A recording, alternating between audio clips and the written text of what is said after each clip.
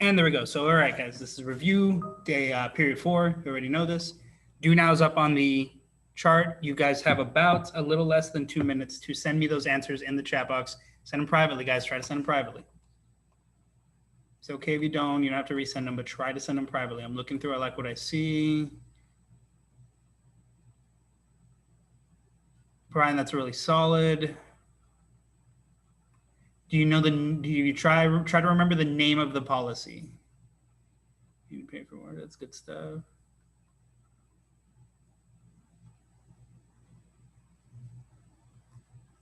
Alex, that's a really solid answer. The other policy, the policy where the British didn't enforce their rules. You're good, Alex. Don't worry. Again, about a minute and change left. Make sure you have the answers to those questions in. Those of you that are getting here late, make sure you got your review guide or your note-taking mechanism ready. And then answer these 3 questions really quick. Try to answer them in a full sentence. Should be really, really easy, really, really straightforward stuff. This is all from yesterday, by the way, and this is all from Unit 3. Again, apologies for not being here live to do a review for Unit 3, but hopefully that video helped. And I didn't get anybody really reaching out with questions. I think I had like 1 or 2 people. So if you do have questions about Unit 3, please don't hesitate to reach out to me because we are getting ready for semester exams and I wouldn't want you to miss something because I had to be out. Calling this angry. Yeah, sword day. Yeah, salutary neglect. Awesome. Nope, I just answered one of them. 7 years war. Yes, good. I like what I'm seeing now. With actually, that is it on time. We are out of time. So here's what I'm going to do. If you still haven't answered this do now questions, make sure you're setting them in there and answering them. So with that being said, guys, we're going to go ahead and get started, right? So these questions were pretty straightforward. Why are the colonists angry about new taxes in the colonies? They don't have representation, right? And that's the biggest thing. In fact, some of these taxes even made it cheaper, but they're mad about the representation. We're not represented in Parliament. Why did the British tax the colonists? War debt, right? The French and Indian War, the 7 Years' War. Wars are really expensive, and it's a war to defend the colonies. So they're kind of like, hey, colonies, you want to pay your debt? And the colonies are like, no, I don't want to pay that debt. So that's what happened there. And then the third thing, what's that plan? It's salutary neglect, right? The idea that before the war, all these laws, all these rules, all these things about, hey, don't smuggle, smuggling's bad. Hey, we can tax you and everyone. All those things were already in place. But the British weren't enforcing them because everybody was happy, right? Everybody was making money. And so they were kind of ignoring it because they didn't want to upset the colonists. But now when they need the money, they're going to start enforcing these laws. Awesome stuff, guys. Now, all of these issues and more lead to what? What happens in North America and what do we get as a result? What do all of those things lead to? The issues with the taxes, the issues with salutary neglect, and everything like that. Revolution, and that revolution results in what? What do we have in North America after the revolution is over? Somebody either in chat or shout it out in the unmute and shout it out, whatever you got. What happens after the revolution? It's really, come on, straightforward. Independence, so what does that mean? What do we get? What's in North America that wasn't there before? Somebody tell me. And if I'm looking up, it's because I'm looking at the chat. New government, what's that government called? Come on, give me the name. Somebody give me the name. Self-government. Our government. So what's our country called? Come on, man. America. America. We get America. I know that seems obvious. I know it seems like I'm being a stickler, but I was. The United States. We get the USA. Yes, the USA comes out of it. So we get America, right? Murica. Murica is born after that. So this unit is going to be all of those early struggles that Murica had. It's a party in the USA. That's funny. It kind of is.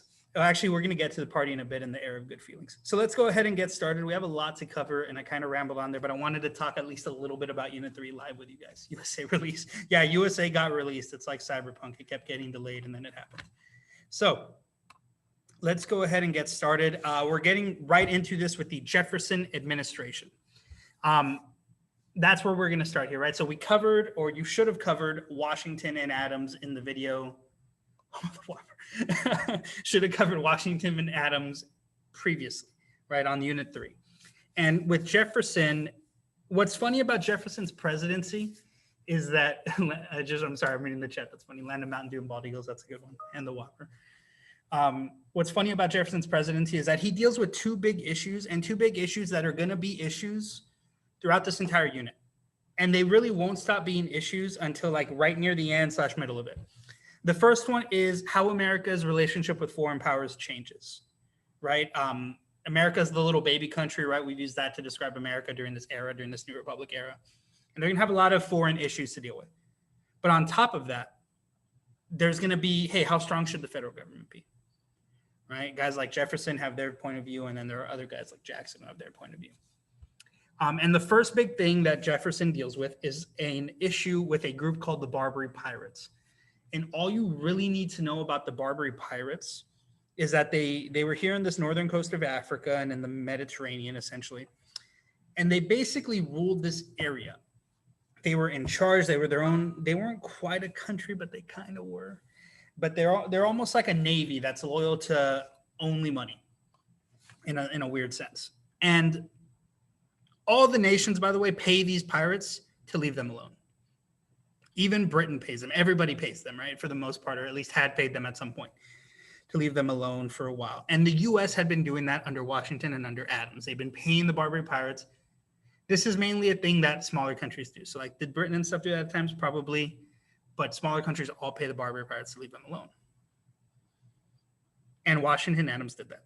But Jefferson's like, no, I'm not going to pay that. They're crazy. So Jefferson stops paying them. And when he stops paying them, they start attacking American ships. Jefferson sends the Navy to go fight back, and there's a little bit of fighting in between in this area. And eventually, before war is going to happen and we're going to get like formal war in this area, a cheaper fee, a cheaper bribe is negotiated, and we back out. And there's no war, and the Barbary Pirates start leaving us alone, and everything gets better again. That's the painting of naval combat. What were the two issues? The issues are America's relationships with other countries and how the limits of federal power. How strong is the federal government? How strong should it be? Should it not be? So on and so forth. So those are the two issues Jefferson dealt with. One of these, the Barbary Pirates incident, is that domestic or is that a foreign issue? It's a really easy baby question, but somebody's got to answer it for me. Is that a domestic issue or a foreign issue? You can either put it in the chat, you can come up and say it. Barbary Pirates. Ooh, not quite, not quite. Foreign, right? It's a foreign issue. It's happening outside of the U.S. Remember, domestic is inside the U.S. Foreign is outside. Okay. Then another thing that happens, and this is a domestic issue, I'm going to get ahead of you and say this, right? Political parties are going to form in full swing. They were already a thing, but now that Washington's gone and now that Adams is kind of, irrelevant, they're still a thing. Democratic Republicans are all about restricting federal power. A strict constitutionalist view is the one that they maintain. Federalists are all about increasing federal power, or at the very least, maintaining a strong federal government. And they're about loose constructionalism, a loose interpretation of the Constitution. And what that means in a nutshell, and I'm going to explain this a couple of times on this slide after I leave it here for about a minute or two, so that way you can get it down, right? But a Democratic Republican will only do something if it's written in the Constitution. And if the Constitution says they can't do it, they won't do it.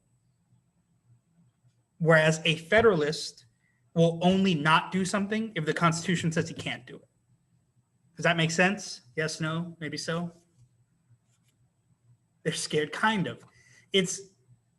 Hopefully that makes sense. And if it doesn't, somebody let me know, because I'm going to keep going into this. And I'm going to put about 2 minutes on the clock for this slide so you can get in the info. But basically, hey, look, my phone came out there. But what you get is, for a Democratic Republican like Jefferson, like Monroe, they only do what the Constitution tells them they can do. And they definitely don't do things the Constitution says they can't do. A Federalist, and people like Hamilton did this very famously, right, when he made his bank, will do whatever they want, more or less, or try to do whatever they want, as long as the Constitution doesn't say they can't do it. Does that make sense? Is it like goody two shoes versus like sneaky people? Yes, kind of. Loose interpretation means like elastic, right? It doesn't say I can't do it, so I'm going to try to do it until I have problems in doing it, right? So that's how Hamilton gets the bank approved. He says, hey, it doesn't say I can't do it. The Constitution doesn't say there is no bank. And Jefferson and his group will be like, yeah, but it doesn't say you can do that either. And so there's people that are strict, strident. If it's not in the rules, they can't do it. Whereas the Federalists and people that kind of have that loose interpretation, because that's the term you need to use, that's the term you should write, They use the Constitution more as a guide. All right, what's in the Constitution is definitely the stuff we can't do, right? If it says we can't do it, we can't do it. But everything else, we can make it up as we go along, more or less. Hopefully that makes sense. Again, if somebody's confused or if you need me to repeat something, let me know. There's about a minute left on the clock. But yeah, it's kind of like somebody who refuses to break the rules or make their own rules versus people who are more okay with making their own rules as far as the Constitution goes. Nobody violates the Constitution, or at least they don't try to. Adams did it, right? But you say the main two issues again? Yeah. So the main two issues that Jefferson's dealing with: America's relationship with foreign powers, and then defining the limits of federal power. How strong should the federal government be? Those are the main two issues, and those are going to be issues that you're going to see throughout this unit. Throughout, everybody's going to deal with this. Jackson's going to deal with these things. So will Monroe, so will Madison. All of these presidents are going to deal with all of these issues. Adams will deal with it a little bit. Does anybody need more time on this slide? Yes or no? Actually, just tell me if you need more time because I'm about to move on. If you need more time, yes? Okay. So we'll do another little less than a minute, about 45 seconds on here. And then we're going to move on time. Okay, so we'll do about a minute then. I got a couple of people saying they need time. This is that whole first section. This is also the most free written section for the most part, other than the charts. The rest of the guided, the guide, if you're using the guide, is fill in the blank. So it should be a little easier for you guys. I don't know if that helped yesterday. I tried to make it all fill in the blank since I wasn't there and it was a short video. I don't know if that helped or not.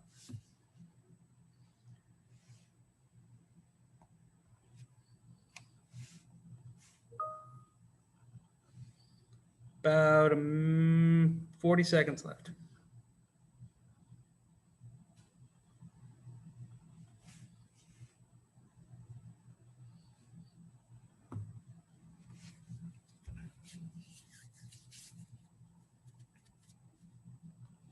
Thirty seconds.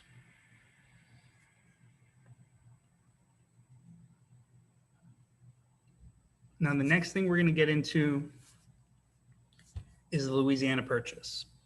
The thing that Jefferson did that really helped the United States, but that gave him a little bit of a crisis of identity for reasons we're going to get into. Actually, if anybody can answer that in the chat, anybody who's done with their notes, I'd really appreciate it. Let's see if you know the answer before I even switch slide. Why would the president buying a huge chunk of land from France give Jefferson an identity crisis? And you can come off mute and answer it too, but why do you think that happens? Why does that happen? And if you don't know, just put no clue. It's never been done, so he doesn't know if he can do it. That's a really good, you're in the ballpark. You're like on third base. They don't know, not quite. It's not that they don't know what it is, a couple of no clues. So the reason for it is because the Constitution doesn't say he can. So like Roman, you're really close, right? You just worded it a little wrong and you got to be careful with the wording. But so let me explain the thing and then we'll get back into it and explain because you were really close, Roman. Wow, always well. Jefferson's original plan, he just wants access to the Mississippi River. And if you just a little bit of context, the Haitian Revolution, I believe, had just happened. So France just lost a bunch of sugar plantations to a revolution. And so he's like, hey, well, now's the time, right? Let's go ask Napoleon, hey, can we get access to the Mississippi? But when Monroe, who's the guy that he sends Secretary of State, gets there in France, the negotiation happens. Monroe's got a certain amount of money. He's only supposed to buy a little piece. But Napoleon's like, I don't want it anymore because I don't have any more sugar plantations. So just take it for $15 million.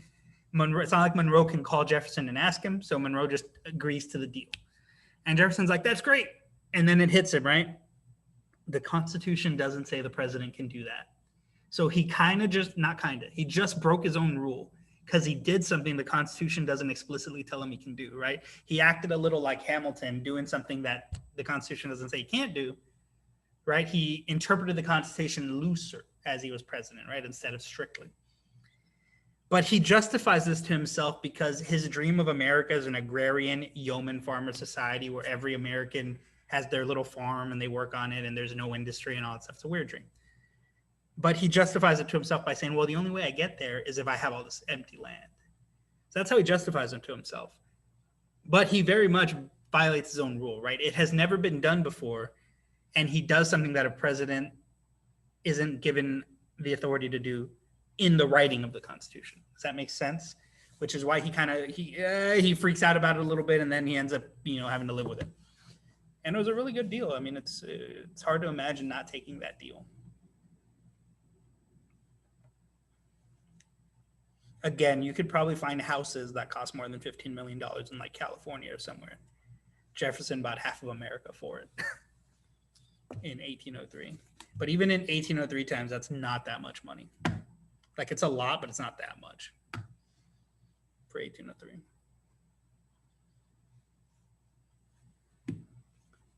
So about a quick minute and a half. You don't need we'll do 2 minutes. You don't need too much time here. Again, he wants access to the Mississippi, right? Monroe goes and he's negotiating with Napoleon. It's important to know that because Napoleon's more interested in conquering Europe. Man, Google's a powerful thing. So what is it worth today? So 309 million, that's what it's worth today. Am I counting that right? 309, so 310 million. That's super cheap. 310, that's it. You can't even buy like a basketball team for $310 million. So that's crazy. Romany just blew my mind. Man, Google's a wonderful thing sometimes. Yeah, that's crazy. So that's nothing. That's like dirt money. That is super, super cheap. But again, you got to remember the context in the world sense, right? Napoleon doesn't really care about colonies anymore. He cares about conquering Europe. So any loose cash like that, is going to finance his wars. Yeah, you're not wrong. As somebody who's going through the home buying process, the concept, have you guys want to really feel bad about how cheap stuff used to be? Look up Sears catalogs from like 1930. It'll blow your mind, like just how cheap stuff was. Inflation's crazy. Lewis and Clark for the next one. That's really two bandages. Yeah, you're not wrong. It's crazy. It's crazy how cheap that land was. So again though, right? It's cheap. It's from Napoleon's because Napoleon has no interest. He just wants to get rid of it. It's one less thing he's got to worry about. And the biggest thing here, right, is that Jefferson struggles with this. This is going to be something a lot of presidents run into, right? When other presidents are doing stuff they don't agree with, like interpreting the Constitution a certain way, it's really easy to be very against what they're doing. But when you become president, all of a sudden, all of these rules that you thought were important stop being as important. And a lot of these Democratic Republican guys do that. They don't do it as much as others, right? There's like the Jacksons out there that are like, I am the supreme authority in the land. He's not that. He's not that. He doesn't turn into that. But even the most strict interpreters of them all, like Jefferson, they have to bend a little bit in order to be good presidents, because that would have been a bad president decision if he doesn't take that deal, right? Okay, so we're going to move forward. Hopefully everybody's good on time there, and we're going to get into Lewis and Clark next, and we're going to talk about the core discovery. Really brief, right? Lewis and Clark were guided by Sacagawea. Again, the fill in the blank's pretty easy there. The blank, to explore the blank, right? To explore the what? The Louisiana Territory. That's what they're there for. Goals of research, discovery, mapping. Jefferson bought all this land. He needs to know what's out there. That's really all you need. I know we spent a day talking about them, and that's good info to know. But for the review guide, Lewis and Clark are the names. Sacagawea was there. Mapping, exploring, navigating, looking at the new territory that Jefferson bought. That's all you need to know. So a quick minute on there, really short. I need to try to speed this up, guys. So I'm going to try to take note of how long I'm spending talking on slides. I don't usually like to do this, but try to fill in I'm sure y'all do this anyways, but fill in your guides as I'm talking, because I'm going to be trying to move through a little quicker because I'm running low on time. And I want to make sure that even if we don't finish Unit 4, we're really close to the end, so that way when we do Unit 5, it'll be even easier. Because Unit 5, it's not that much. It's mostly just the sectionalism and the Civil War stuff.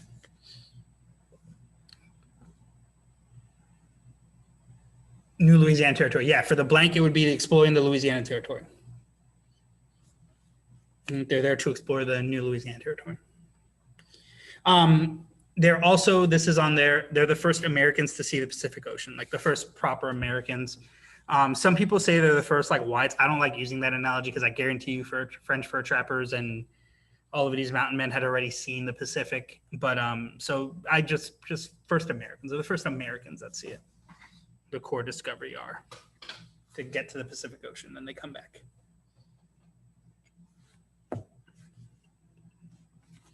All right, we're gonna go ahead and move forward.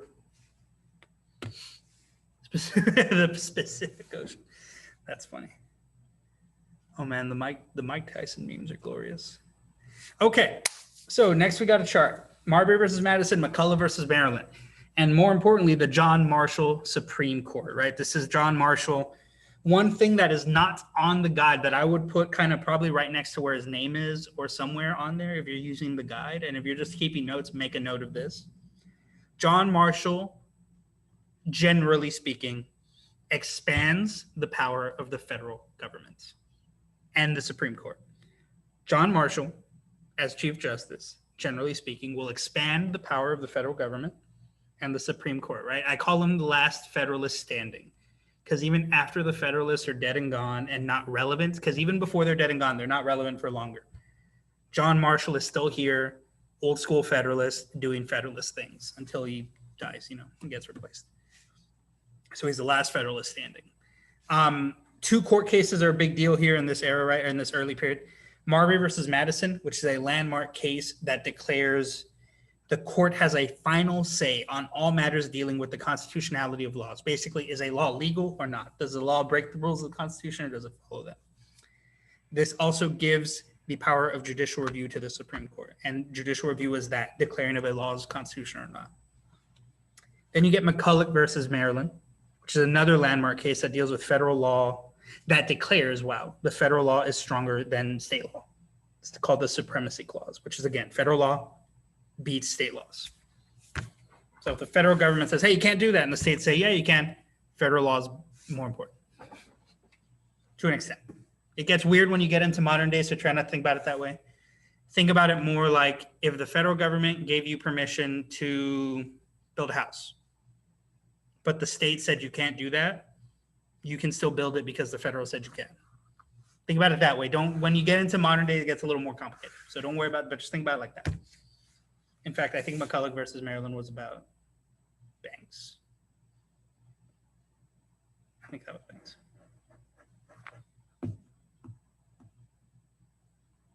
Don't quote me on that. So quick description, again, a quick minute and a half. Shouldn't take us more than that.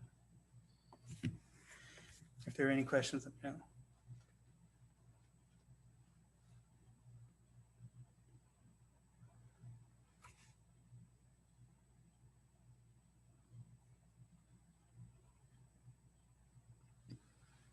Oh yeah, it is about banks. Look, there you go. My little picture there has the little bank on there. That was banks.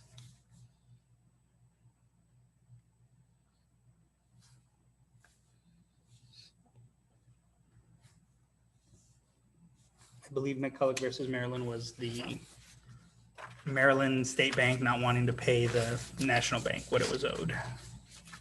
And the Supreme Court was like, can't do that, bro. About 30 seconds. 30 seconds.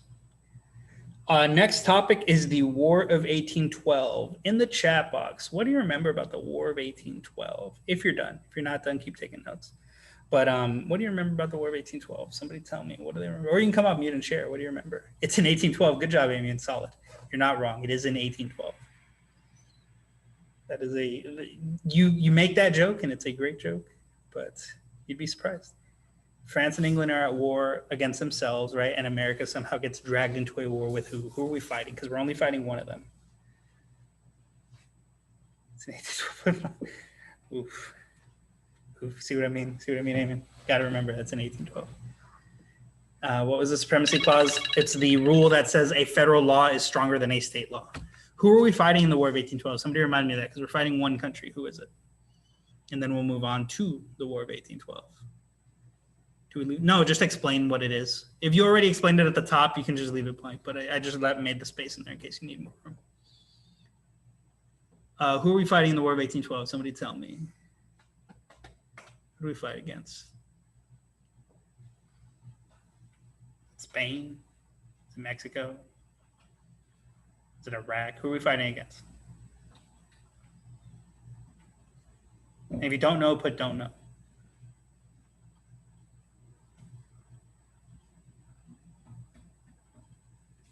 England, yeah, we're fighting England. Good job, Roman. So, France and England are fighting a war of their own. American merchant ships keep getting caught in the crossfire. On top of this, settlers are struggling with natives. Like, right, settlers do their favorite thing in the world, which is to expand west, and they're fighting with natives, and they're blaming the British for inciting this, and we don't know how true that was. So the U.S. declares war on Britain, and it's very political in the United States. Democratic, Republicans support it, Federalists are against it. Something to note, the Federalists will meet at something called the Hartford Convention.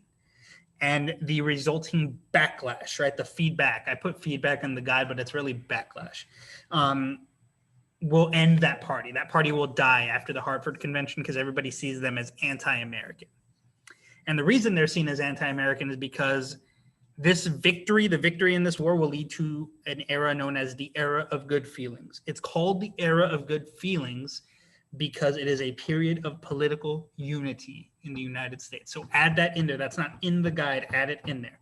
There's a period of political unity in the United States. Political unity. Everybody feels like they're all on the same team. That team happens to be the Democratic Republican team, but it's not going to last long because the party's going to split. And we will talk about the split in a bit.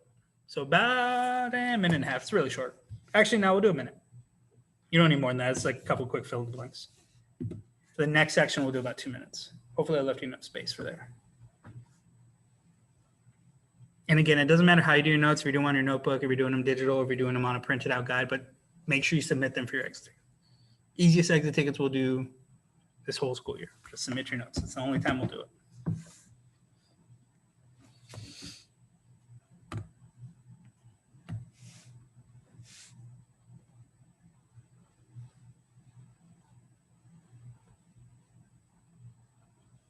About 20 seconds.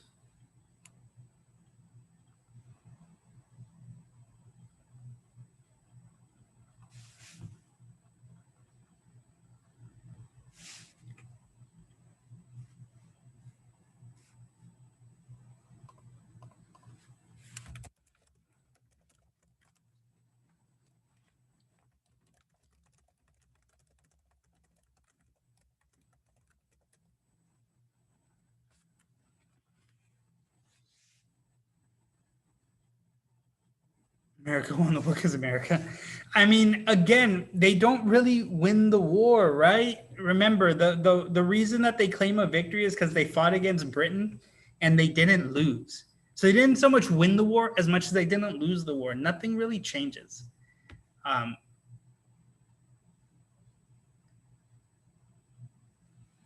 on. Let me see. You said there are good feelings, but that's after. It should be in order.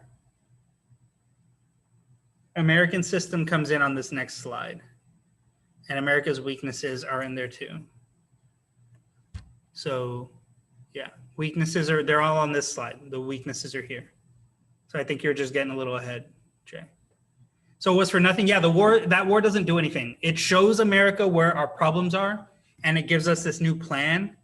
But as far as like geographically or politically on the world stage, nothing happens. No land is exchanged. There's no new treaty. There's a treaty, but it just ends the war. There's nothing really gets done. In fact, again, all America did was not lose the war, and they came pretty close, right? The British burned down Washington, D.C. So it's surprising that they didn't lose the war, but they didn't. So it's all they really do is not lose the war. It's interesting, but even though they win, it shows America where the problems are. It's hard to raise money and travel without infrastructure. So one of the reasons it's hard to raise money is because there's no industry and there's no way to make their own stuff, essentially. They're really dependent on foreign goods. And this will lead to the creation of something called the American system. And that's designed by Henry Clay. So I didn't put that in there, but you might want to. American system is in there. Wait. I know what I did wrong. Jay, I know why you're confused. That's my fault. That's a bad teacher moment. I called the American system the Era of Good Feelings on your review guide. So if you're using a digital one, all you got to do is delete Era of Good Feelings and write American system. Yeah, that's horrible. I'm like, oh man, you have no idea. So if you're using a printed out one, just scratch it out and put it to the side. And if you're using your notebook, hey, this isn't an issue for you because you're using your notebook. But wow, that's a bad mistake. So I'm sorry, anybody that was really confused. And I was like, I don't know why you're confused. It's an order. It's a typo. It should say American system underneath weaknesses, because the era of good feelings is just what we're feeling afterwards, right? Political unity.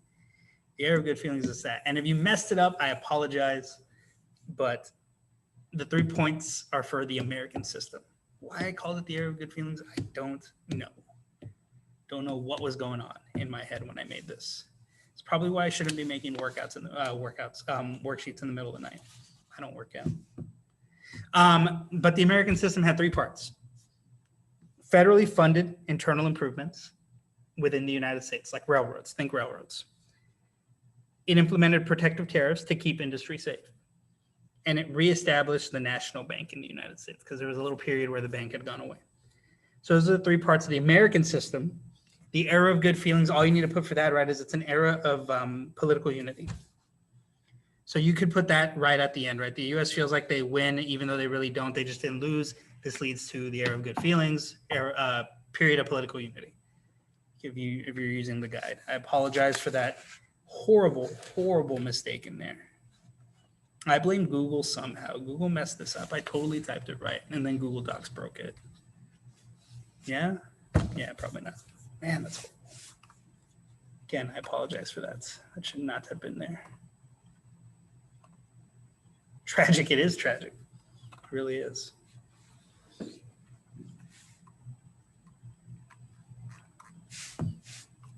About another minute on here in case you need to fix some of my mistakes on the documents. Again, apologize.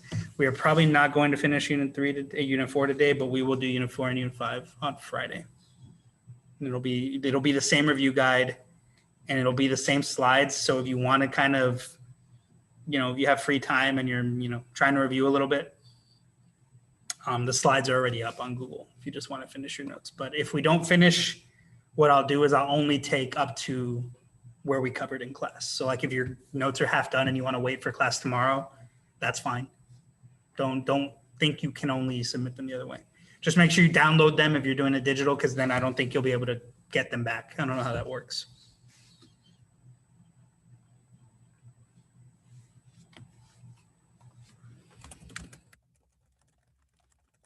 All right, let's go ahead and move on. Man, I can't believe I made, that's a bad mistake. Okay. So let's talk about the Missouri Compromise and westward expansion. So Missouri is trying to become a state when the issue of balance between free and slave states comes up, right? That's always going to be an issue during this pre-Civil War time, during this westward expansion time. When a state's going to join the Union, it's going to be a free state, it's going to be a slave state. Something that we didn't talk about that you need to make a note of, and I put it in there, the Tallmadge Amendment was snuck into the law where the state had to become a free state. There was no slavery allowed in the state. And this upset a lot of slave owners because there was already a bunch of slave owners in Missouri. So the solution designed by Henry Clay is the Compromise of 1820, otherwise known as Missouri Compromise. It allows Missouri in as a slave state, but it also creates Maine as a free state. And on top of that, it creates the 3630 line, which makes slavery illegal, that red line, in any place underneath that line. So you can only have slavery under that line, thus making slavery illegal in everywhere above that line, except Missouri, Kentucky, and Virginia, and Maryland, and Delaware, except in the states that are already there. It's essentially limiting slavery. And it's a really good idea. It's a shame that, we got rid of it, but it's trying to kind of stop the spread. It doesn't work that well. Even now, it's minor, but you have people that are trying to slow the spread down, right? Even now, even though it's very minor, and they're just trying to preserve power and that political power. It's more about political power than equality still. So a quick minute on there. Again, this is mostly fill in the blank. But what did the Compromise of 1820 do? That's probably the biggest section you need. Tallmadge Amendment made slavery illegal in the states. Balance between free and slave states is always in danger, and it's especially in danger right now when you're adding one state by themselves. Do we include the Missouri part? No, All you need to do is the balance of free and slave states was in danger when Missouri tried to join alone. That's all you need to put, right? You just need to kind of put that into words on there. That's all you need. You don't need it worded the way I worded it. Just make sure you put them in that sense.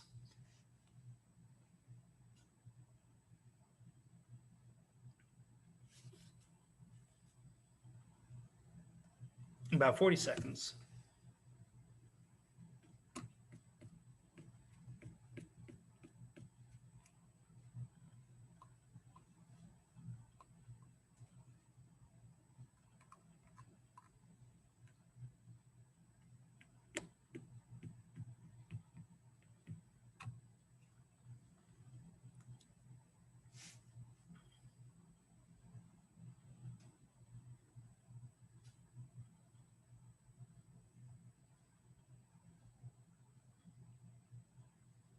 All right, let's go to move forward.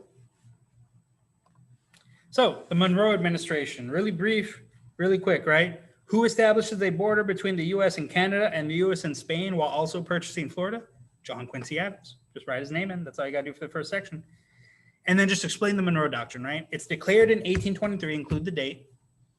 And what does it do? It essentially establishes the Western Hemisphere, and we're going to say sphere a lot here, as a U.S. sphere of influence, free of European influence.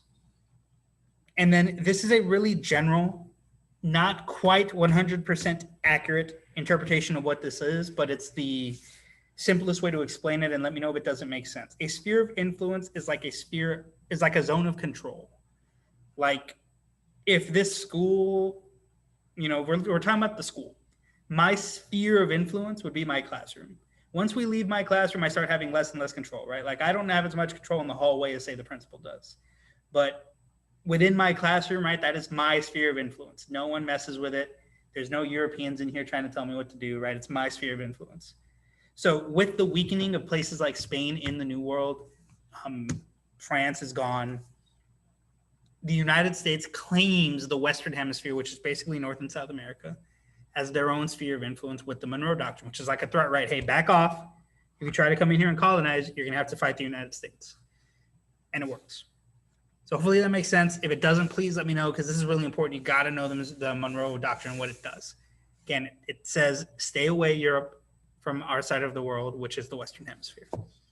So a quick minute for that. And again, if you need me to explain it a little more, let me know. If you have any questions on it, and let me know.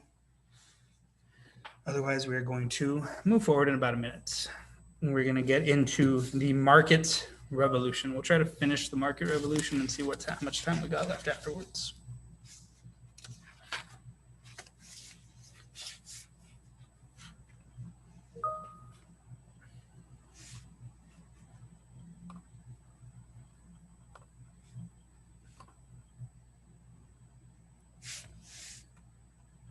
About 30 seconds.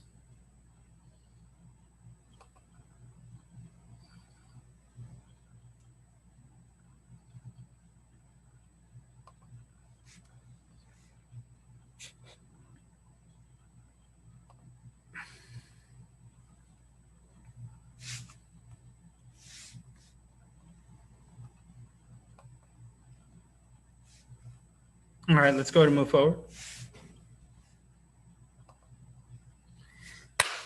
New technologies, technological innovations helped pave the way for the markets and societies to change. That is important. Without the technology, you don't get the market revolution. It's just what it is. Now, we spent a whole day talking about all sorts of things, mechanical reapers, sewing machines, everything. We're picking three. Three of the earliest ones, three of the most important ones. Cotton gin increases productivity of producing cotton, the amount of production you can make in cotton fields. And it also increases dependence in slavery. Do not leave out the dependence on slavery. That's important. The spinning jenny, or the spinning machine, greatly increases the speed and reliability of spinning raw cotton into thread, or processed cotton into thread. So that's making the thread to spin clothes. And then you have something called interchangeable parts, which my face is blocking. Allows for mass production of items. Previously, anything, but especially it starts with guns, was produced all by hand, 100% by artisans who knew how to make it. But with mass production, you could make all the little parts individually, and they all fit together. And people that don't necessarily know how to build guns can put one together. or how to build furniture, machines, all sorts of stuff. So interchangeable parts are crucial, crucial, crucial. And then the American system of manufacturing is born. And what the system is unskilled labor split into small, repeatable tasks that allow for mass production. So like one person whose job is to pull this lever, right? Another person whose job is to connect these things. Another person whose job is to press the button. That's the American system of labor, right? It's easy. You don't need a lot of training. It is really simple to do. And I'm, obviously very dumbing it down what it means. That's not literally what they're doing. They're not literally pulling a lever and pressing a button. They're doing a little more than that, but the system itself is that simple, right? It's just unskilled labor. They do the really easy stuff, and it's able to make mass production. So make sure you define the American system of manufacturing, because that's really important. So I'll give you about 2 minutes for here, because this is a lot of info. If you have any questions on it, please do not hesitate to ask. This is review after all.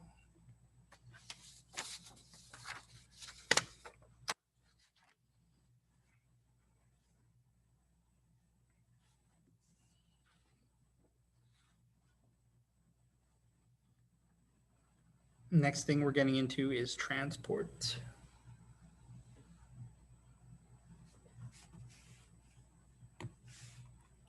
About a minute and a half left.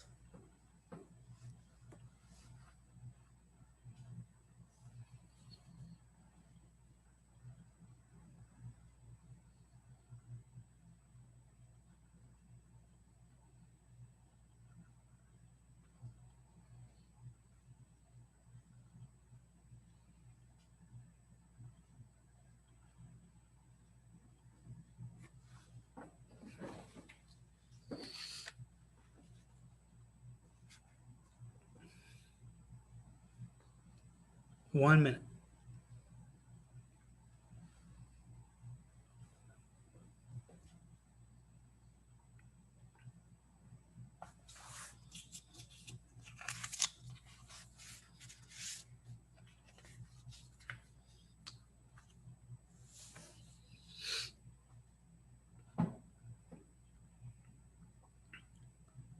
Thirty seconds.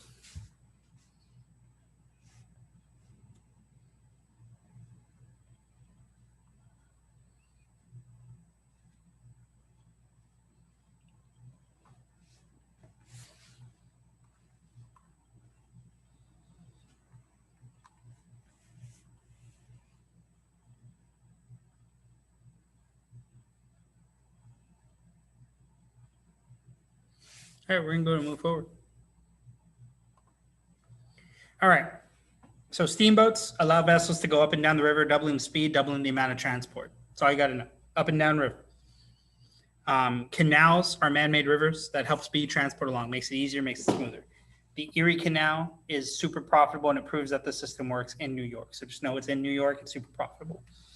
Really brief, really quick examples.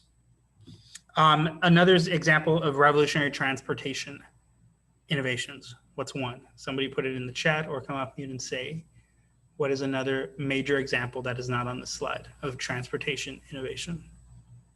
Trains, railroads, exactly. Train/railroads, put that in there. That's one that was not in there that should be in there.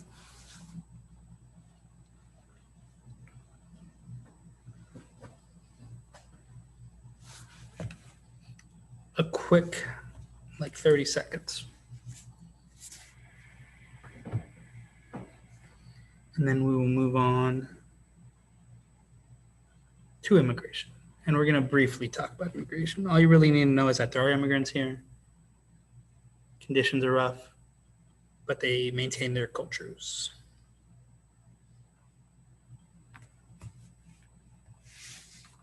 All right, let's go to move forward.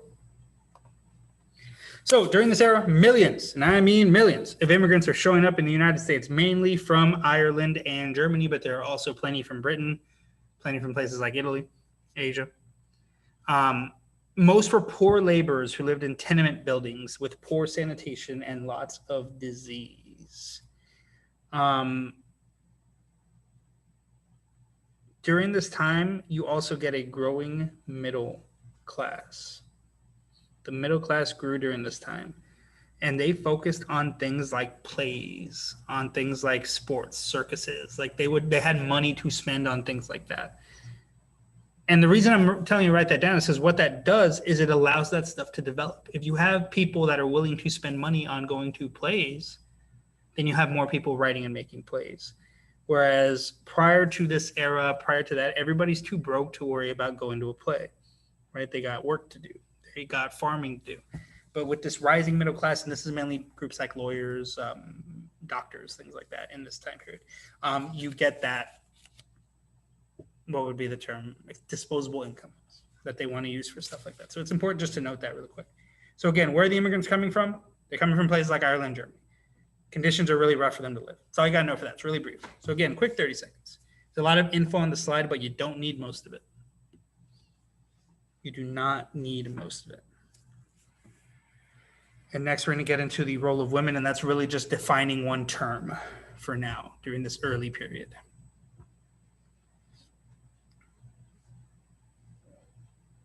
And again, if you need me to slow down or if you need me to explain something, please let me know.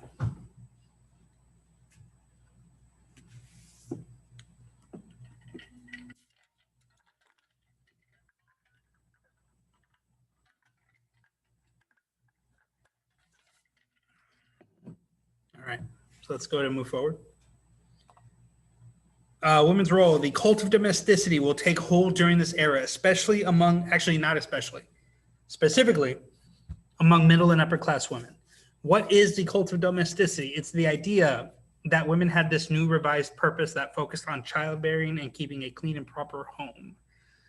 Somebody want to tell me why women from poorer classes did not do this? Why don't immigrant women do this? Why don't poor whites, or why don't people from the poorer classes do this? Why is it only a wealthy and a middle class thing? They needed more money, so what did they need to do? What did women need to do in those types of families? They needed more money. Get jobs. They don't have time to be sitting around worrying about making sandwiches all day. They got work to do. So this is a weird time period. It's a really weird thing, but the concept of like the women's role and the man's role, this is where it comes from, the cult of domesticity.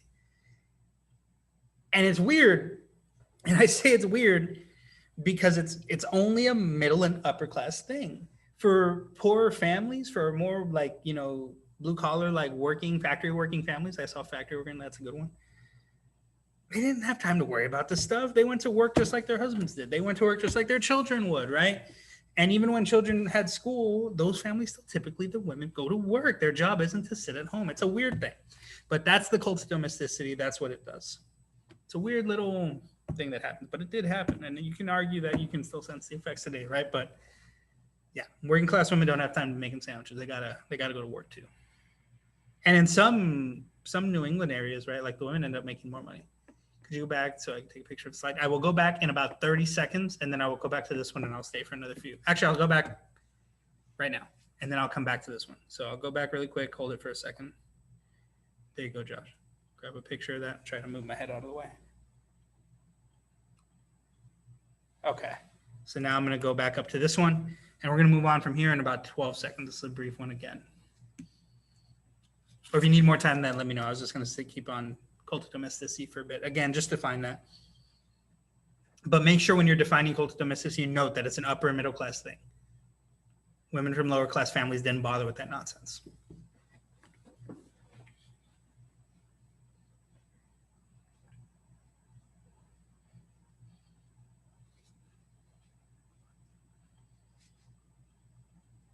Okay, we're going to move forward. We're going to talk about politics. We're going to get political, 1823 style. So this is where you will start to see, or this is where I should say, this is the era where the only people that can vote are property owning white males. So you get poor whites, small farmers, working class men starting to demand their rights for suffrage. And the reason they do this is because there was a crisis, a panic of 1819, which was a banking crisis. The Panic of 1819. That's where the answer for that second one, right? And it's poor banking practices that really, really hurt the lower class people. Upper class people are not as affected by the Panic of 1819 as lower class people. Therefore, they demand their vote so they can kind of like get back at the politicians who practice these things. So for the review guide, if you're using the review guide, suffrage is only available to wealthy landowners, white male landowners. And the Panic of 1819 is what causes the uproar and, hey, we should get a right to vote too. So quick 45 seconds. It's a short one. We're making decent progress, but I still do not think we will finish on time, or not on time. We'll finish on time. I mean, I don't think we'll finish everything. I think we'll make it through the Jackson administration. About 20 seconds.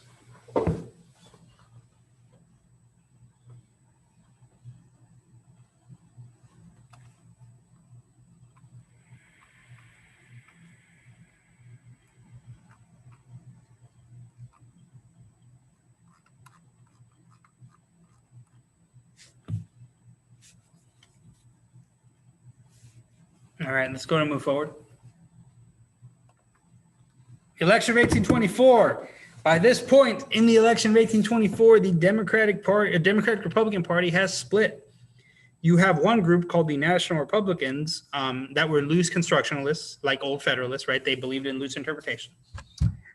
And they had John Quincy Adams and Henry Clay running as candidates for the presidency. You had another guy named William Crawford, but don't worry about him. He's kind of irrelevant to this. And then you had the Democrat group forming out of the Democratic Republicans, and they were supporting Andrew Jackson, right? Our boy Andrew Jackson. Where is he? There he is. And in the 1824 election, Jackson wins the popular vote, but nobody wins the majority needed of electoral votes because there's so many candidates and the votes are split 4 ways. So what you get instead is the House has to vote on the election, and the House chooses Adams. But Henry Clay, who's the Speaker of the House, gets given the job Secretary of State by Adams right after. And Jackson and his followers will call this the corrupt bargain. So for the blank underneath the boxes, you would put nobody wins the electoral vote.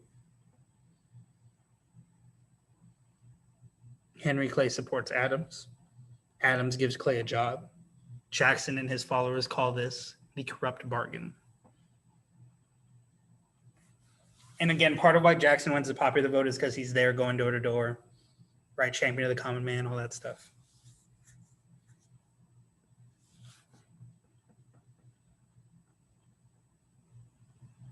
Quick minute on here.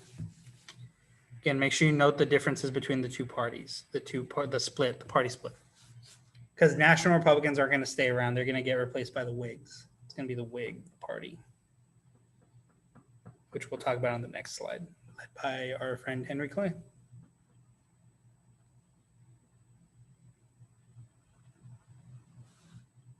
About a minute left.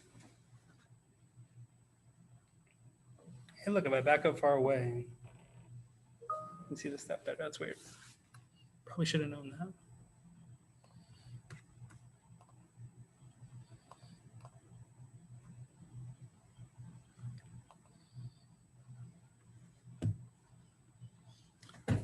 All right, we're about to move on, about 10 more seconds.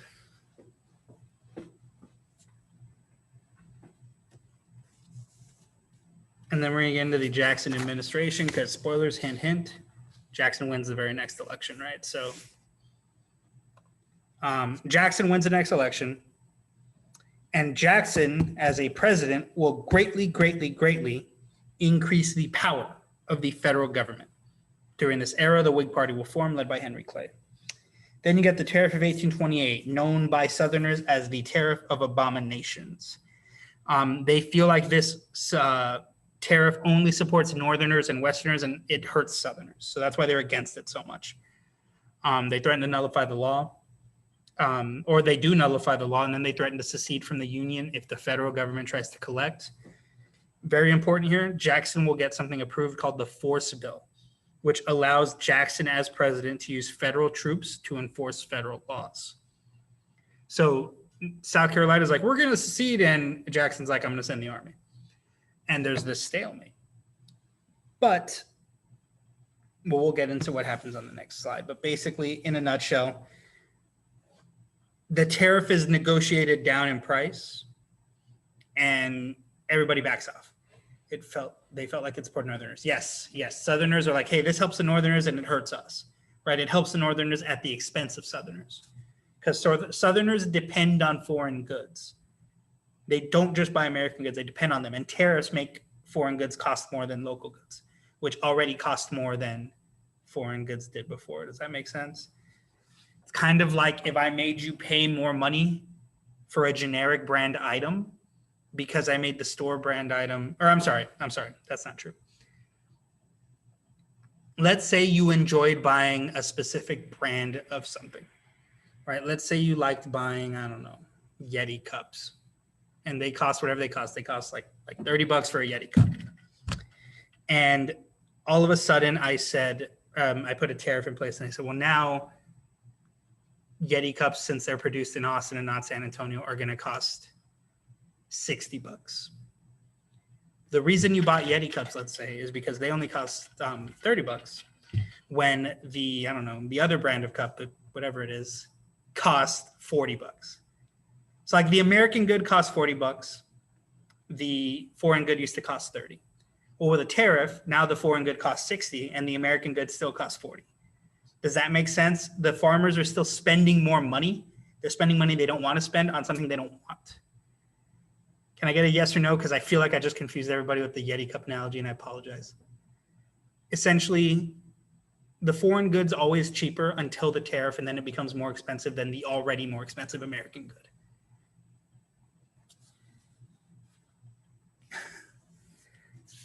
So hopefully that made sense. Again, I got a couple of yeses, but if it doesn't make sense, let me know. I can try to explain tariffs a little better. I can get the chart from the old slides and have it ready for tomorrow when we come to class. Because I have the chart and I feel like we got it then, which is why I'm pretty sure we still get it now. But in case anybody's confused or I made everybody forget what a tariff was with that explanation, let me know. So why did they hate it? Southerners hate the tariff because it made foreign goods more expensive. And Southerners depend on foreign goods. They feel like the tariff only helps Northerners at the expense of Southerners. Because again, if the foreign good, whatever it is, let's say it's tools for farming. Foreign made tools cost $20 for the set. American made tools cost $30 for the set. Well, the tariff makes the foreign made goods now cost $50, but the American goods still cost $30. So the Southerner is still spending more money on their tools and they're forced to buy the ones they didn't want. They're forced to buy the American ones. So that's why they hate it in a nutshell. And again, I hope those analogies help. Probably should have put the chart on the slides, but I didn't. I put the political cartoon instead, right, of the tariff abominations. And it looks like we're going to have to do the first 3 pages. I think we're going to have to do this last page tomorrow because what time is it? It's 3:23. Actually, now we can finish out. Let's go to move forward. We'll finish out Jackson, and then we'll cover the last couple of things tomorrow when we cover Unit 5. So Jackson vetoed and defeated the National Bank. Jackson will kill the National Bank. Hamilton's National Bank is destroyed by Jackson. He says the bank is bad for ordinary people, that it uses them to benefit Northerners, or not Northerners, wealthy people. He called it a beast that needed to be destroyed for the benefit of the United States. Jackson's kind of a dramatic guy. He also passed the Indian Removal Act. So he doesn't remove the Indians himself, but he opens the door and lets Martin Van Buren do it. And Martin Van Buren will remove all sorts of natives, specifically the Cherokee, right, out of their territory. The Treaty of New Echota, a small group of Cherokee that didn't have permission to negotiate for the entire tribe, will sign a treaty giving away the lands in Georgia for reservation lands in the Mississippi. The Cherokee that didn't obey this were subject to the Trail of Tears.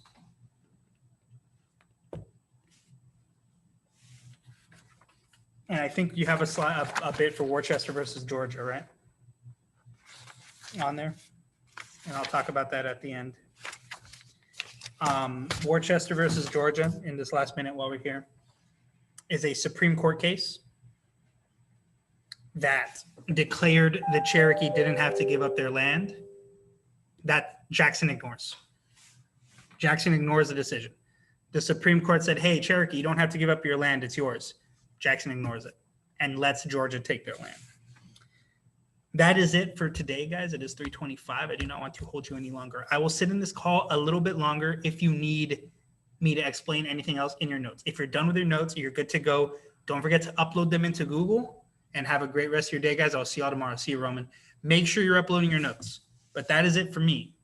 To return in, yes, upload your notes. They're not finished, I know, but upload them anyways. So if you're going to upload a digital version, download it first. Don't forget to upload your notes. It's the easiest exit take you can do. So don't forget.